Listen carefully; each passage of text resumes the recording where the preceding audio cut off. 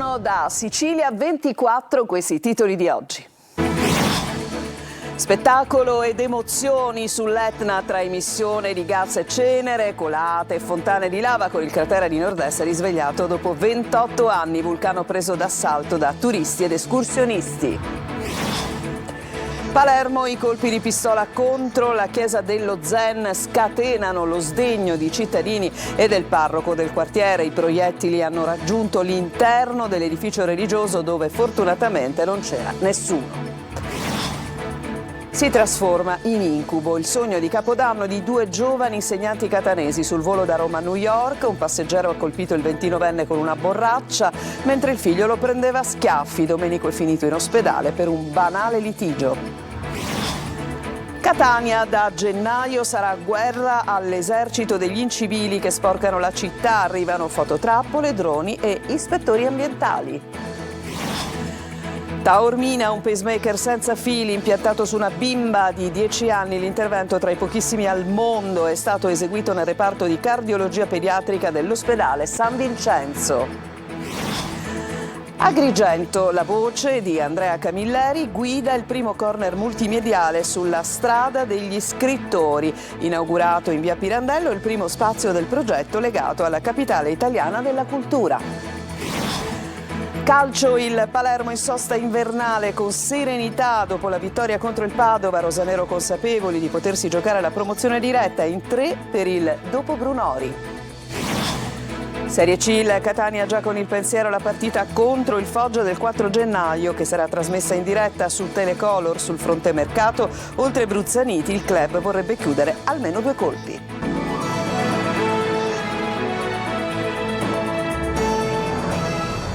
Bentrovati, in questi giorni vi abbiamo raccontato con i nostri servizi lo spettacolo che l'Etna sta regalando con diverse modalità appunto di fenomeni eruttivi. In questa giornata invece abbiamo deciso di portarvi proprio sul vulcano insieme al nostro Luca Ciliberti che è andato per noi il servizio.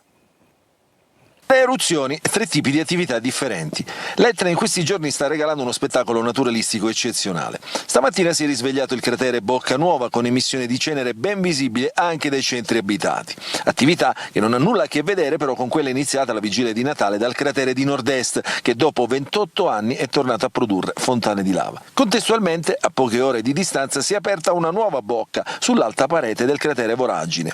Poco più in basso, sulla stessa parete, si è aperta una frattura dalla quale c'è stata una colata che al momento sembra scarsamente alimentata. Attualmente permangono i divieti a quota 2750 metri per gli accessi ad alta quota, ma la situazione è in continuo divenire ed è costantemente monitorata dai tecnici dell'INGV di Catania, dalla Protezione Civile e controllata sul posto dalle guide esperte alpine e vulcanologiche. Siamo qui sul versante sud del vulcano e adesso ci troviamo a una quota di 2750 metri.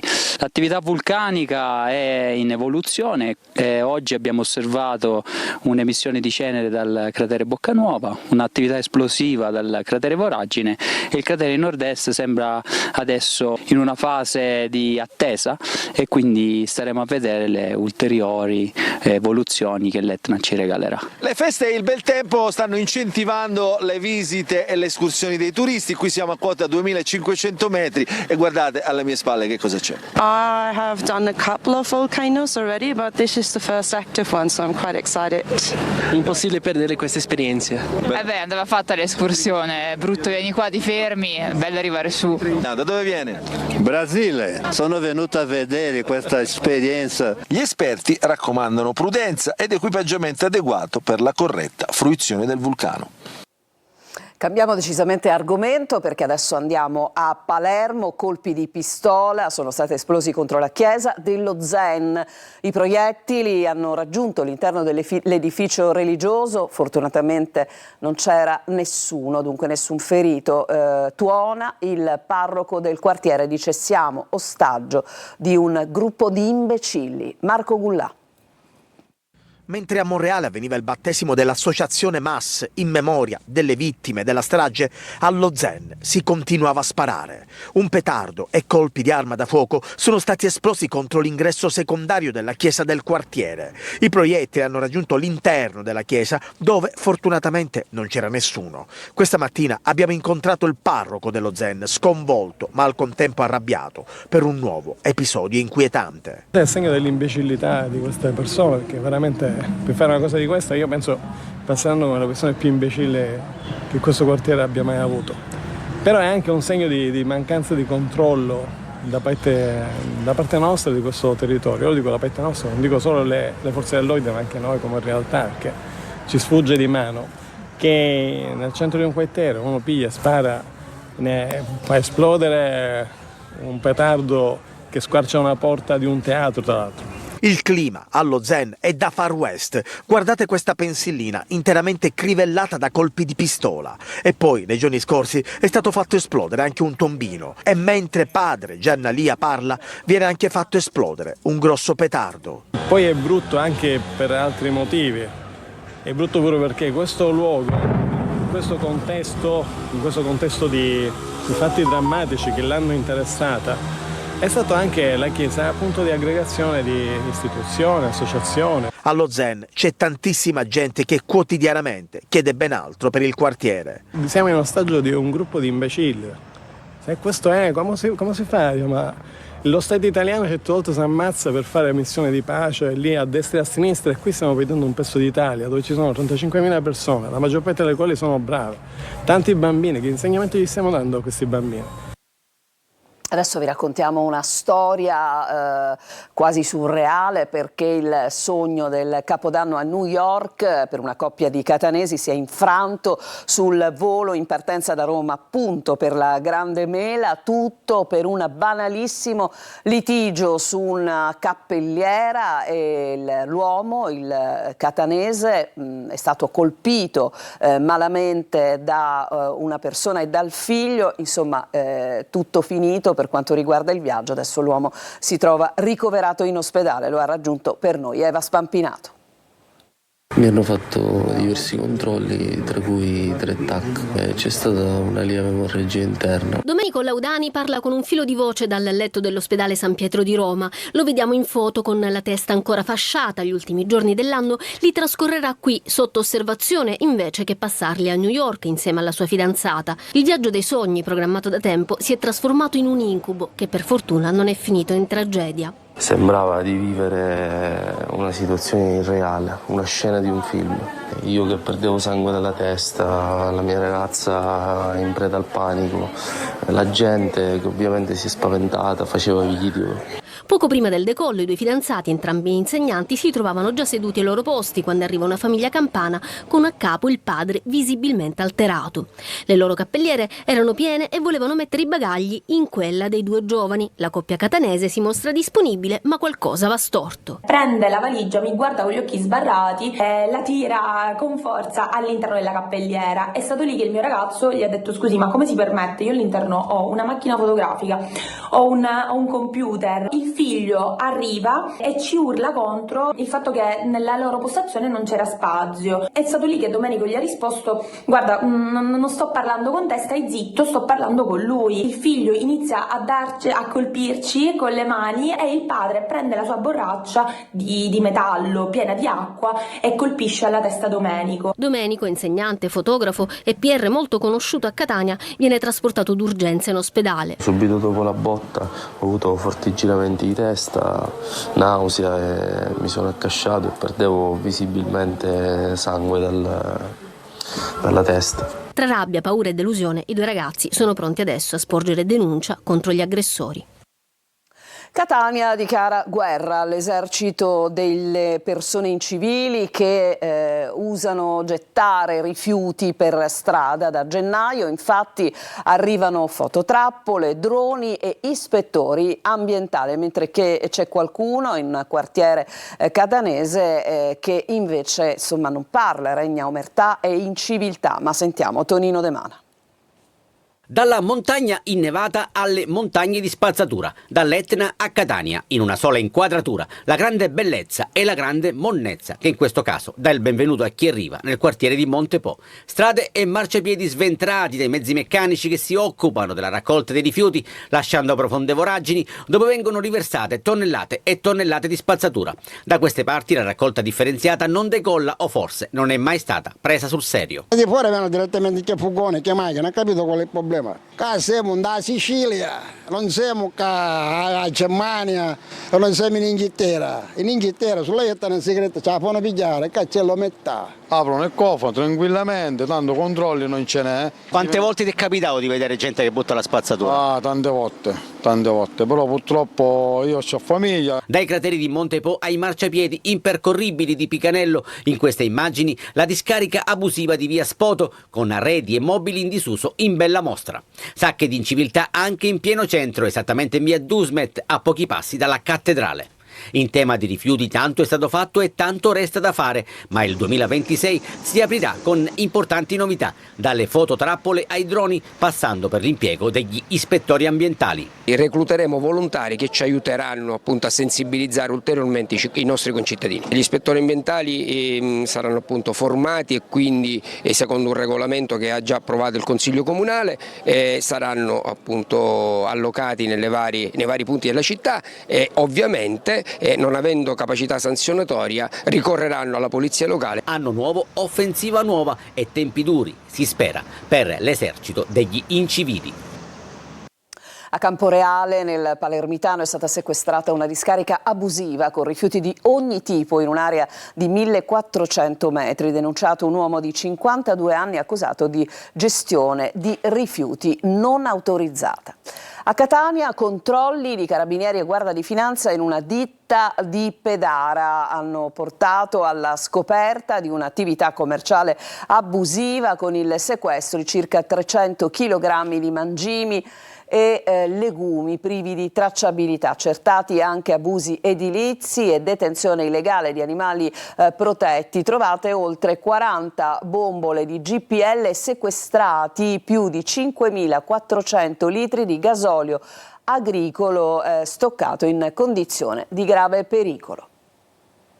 Andiamo a Taormina, dove un intervento tra i primi al mondo è stato effettuato dal Centro di Cardiologia Pediatrica del Mediterraneo. A una bimba di 10 anni è stato infatti impiantato un pacemaker senza fili. Sentiamo Adelaide Barbagallo.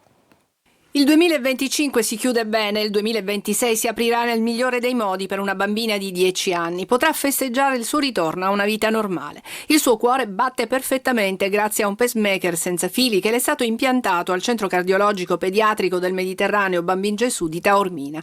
Si tratta di uno dei primi interventi al mondo effettuato su una bambina. Un dispositivo piccolissimo, pesa meno di 2 grammi, impiantato dal dottor Paolo Guccione e dalla sua equipe. Abbiamo realizzato l'obiettivo di restituire un pacemaker, quindi un sistema che garantisce i battiti mancanti al cuore di questa bambina senza figli. La procedura tradizionale avrebbe determinato un danno iatrogeno a questo punto sulla valvola tricuspide con potenziali gravi complicanze. L'intervento è riuscito grazie alla collaborazione di più figure professionali. L'unione delle competenze rende facile il percorso e l'obiettivo è stato centrato. La bambina il giorno dopo la procedura è uscita con un piccolo puntino sulla vena del collo che abbiamo utilizzato per impiantare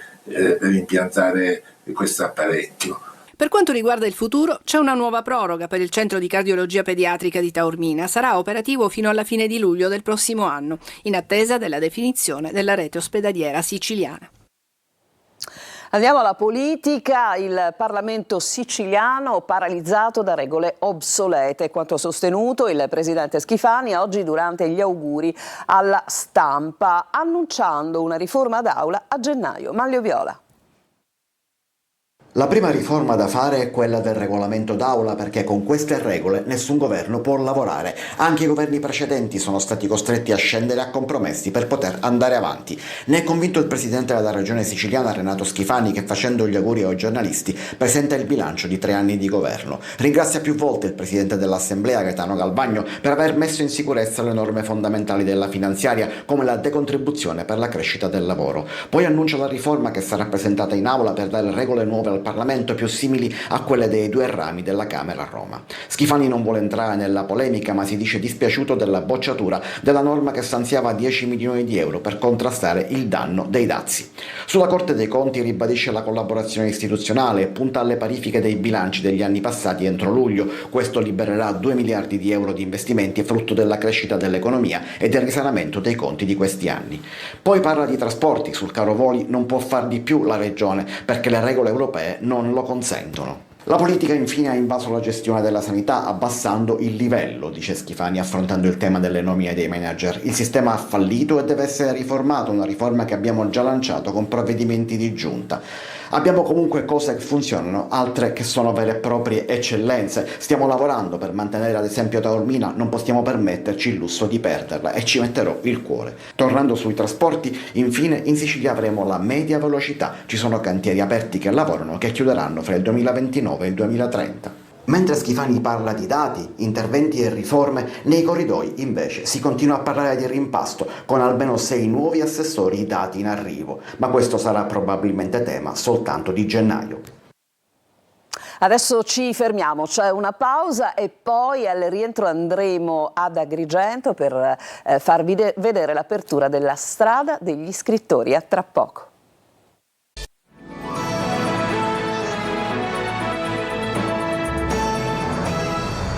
Siamo tornati in studio, andiamo ad Agrigento dove la voce di Andrea Camilleri apre il percorso della strada degli scrittori. Sentiamo Davide Sardo.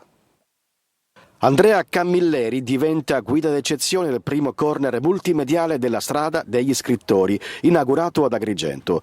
Un nuovo tassello del progetto legato alla capitale italiana della cultura. L'installazione è stata aperta al Polo Culturale di San Pietro in via Pirandello, di fronte alla casa che ospitò lo scrittore. È il primo spazio del progetto Le Piazze della Capitale, pensato per accompagnare viaggiatori e visitatori in un percorso letterario e identitario.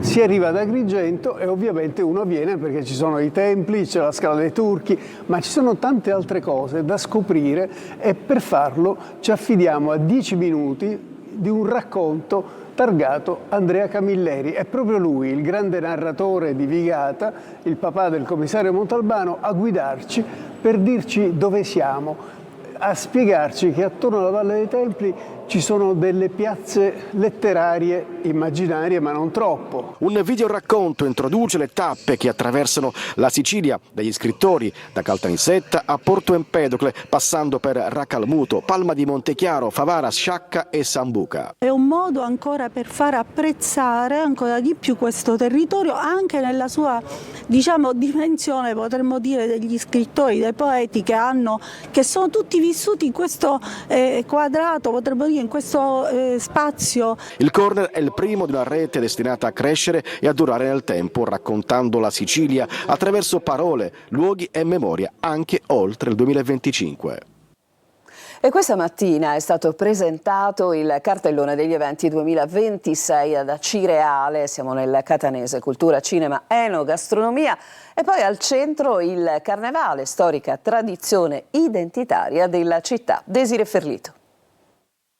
Grandi eventi e nuove progettualità. Presentato stamane ad Acireale il cartellone 2026 e i programmi che accompagneranno tutto l'anno la città, con iniziative culturali, artistiche, musicali, enogastronomiche e di valorizzazione del territorio. Acireale investe sulla cultura, sui giovani, sulle scuole e sulla partecipazione attiva delle associazioni e degli operatori del territorio.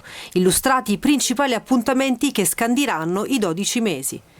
Il programma partirà a gennaio, il mese dell'arte sacra, che ruota intorno alla festa di San Sebastiano e a momenti che approfondiranno sul pittore Giuseppe Sciuti, per proseguire a marzo il mese della cultura con convegni, cinema, presentazioni di libri, mostre, teatro e dibattiti, personaggi illustri che vedrà ad Acireale la presenza di numerosi protagonisti della scena nazionale. Tra gli eventi più attesi, come sempre, il Carnevale di Acireale, con al centro i protagonisti di questa storica tradizione. Vogliamo mettere al centro del Carnevale chi lo merita, nel senso che i nostri carristi, i nostri artigiani della cartapesta, e quindi le sfilate continueranno durante la notte, così come abbiamo fatto lo scorso anno. E poi attorno al Carnevale progetti di crescita, con la proposta di un museo espositivo dei carri. Serve uno spazio che deve rimanere centrale, in modo tale che attorno ai capannoni dove si costruiscono questi carri si crei un'area artigianale che diventi anche un'area museale, perché questi pezzi vanno conservati. Un calendario articolato, vario e trasversale, capace di coinvolgere famiglie, turisti e di valorizzare il patrimonio storico e identitario della città. Adesso una breve pausa, torniamo con il calcio.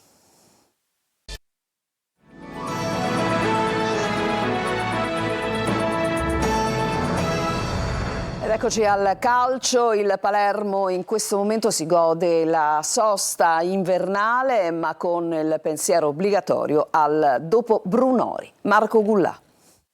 La vittoria contro il Padova, seppur sofferta e laboriosa, ha regalato serenità al Palermo, che va in letargo per la sosta invernale con la consapevolezza di poter ancora giocarsi fino in fondo la promozione diretta. In passato, in alcuni momenti, adesso sembra che abbiamo ritrovato appunto questa continuità. Non dobbiamo assolutamente perdere di vista l'impegno, la cattiveria, la voglia di migliorarci in allenamento quotidianamente, ma sotto questo aspetto sono convinto che il mister Inzaghi saprà sempre tenere la squadra. Ma ovviamente la società dovrà adesso essere abile sul mercato. Intanto a breve si concretizzerà la cessione di Brunori alla Sampdoria. Da oggi infatti ogni giorno è buono per il passaggio dell'attaccante ai blucerchiati. La formula è quella del prestito secco. A fine stagione le due parti, Brunori e il Palermo, si siederanno e decideranno il futuro assieme. Il club rosanero davanti farà qualcosa e le opzioni al momento non sono poche. L'obiettivo numero uno è Moreo, che piace a Inzaghi. Tuttavia attualmente Moreo è un punto fermo del Pisa, che se ne priverà solo se lo stesso giocatore chiedesse di cambiare aria. Dal Pisa piace anche Tramoni, ma il club nerazzurro chiede 6 milioni di euro. Resta un rebus Magnani, il suo ritorno o meno dipende sempre dalle questioni personali del difensore. Alla Serie C con il Catania, fra campo e mercato, rossazzurri che celebrano il momento ma si concentrano sul Foggia, la gara che sarà trasmessa in diretta su Telecolor, è prevista il 4 gennaio. Il servizio di Marco Carli. I social riflettono il momento anche nel calcio e il momento è positivo in casa Catania, basta guardare i social appunto. Su quelli del club si va dalle votazioni per la rete più bella del girone d'andata fino ai record della difesa, la migliore del campionato con 14 clean sheet. Il bel finale d'anno solare va celebrato e il primato va difeso. Solo a questo pensa la squadra che si allena in vista di Foggia. Sul mercato ci sono le piste da seguire. La prima è l'unica che può sfociare all'apertura ufficiale del 2 gennaio. Porta Bruzzaniti, con ragazzi già tutto definito, 3 anni e mezzo, quasi 500.000 euro pronti per il Pineto. Le altre strade sono da percorrere nel tempo. Giabua, centrocampista, classe 2001, di proprietà dell'Atalanta, adesso all'Avellino, con diritto di riscatto e controriscatto, e l'obiettivo in mezzo al posto di Aloi. Ma ci sono tanti nomi in alternativa. Così come ci sono in difesa, dove Miceli verrebbe di corsa, il DS del Monopoli conosce la volontà del giocatore. Il Catania sa che sarebbe un colpo importante in chiave presente, mentre va verificata la prospettiva futura, nel caso si arrivi alla Serie B, visto che Miceli ha 34 anni. Quest'anno per lui anche 2 reti contro Giuliano e Casarano. L'altra pista è l'esterno. Più che un nome c'è un identikit, tipo Ponsi del Modena, ambidestro che gioca a sinistra, classe 2001. Al di là dei nomi che restano comunque in secondo piano, c'è una verità. Per aprire l'acquisto di un altro esterno serve liberare un posto in lista, probabilmente fra i trequartisti. Questo era il nostro ultimo servizio, Sicilia 24 finisce qui, il prossimo appuntamento con il telegiornale alle 19. A tutti un buon pomeriggio.